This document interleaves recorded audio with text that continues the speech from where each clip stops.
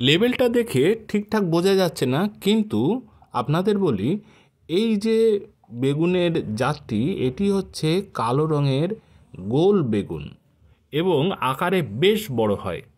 আমি দানা থেকে চারা তৈরি করেছিলাম, আর সেই চারা দেখুন কি সুন্দর বেড়ে গেছে। আজ আমি এই চারাগুলি থেকে বেশ কিছু চারা আজ তুলে নতুন করে টবে বসাবো, যাতে গাছগুলি বড় হতে পারে। এই ধরনের সিডলিং ট্রেতে আর রাখা উচিত নয়। আগে আমি চারা কিনে গাছ বসাতাম, কিন্তু এখন আর আমি কোনো চারাই আমি কিনি না। সে ফুল হতে পারে, সবজি হতে পারে, নিজে হাতে তৈরি করি। দেখুন কি সুন্দর চারা হয়েছে, আর শিকড়ও বেশ বড় হয়ে উঠেছে। এই ধরনের মাঝারি আকারের টবে আমি এই গাছগুলিকে বসাবো। এক একটি টবে একটি করে গাছই দিতে হবে, তার কারণ বেগুন গাছ বেশ বড় হয়।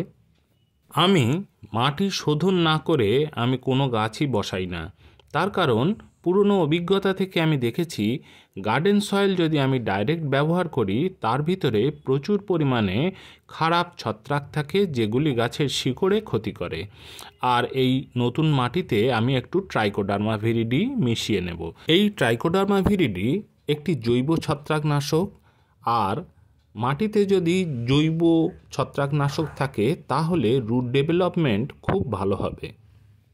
একটি টবে একটি গাছ দেওয়াই উচিত, তার কারণ বেগুন গাছ বেশ বড় হয়।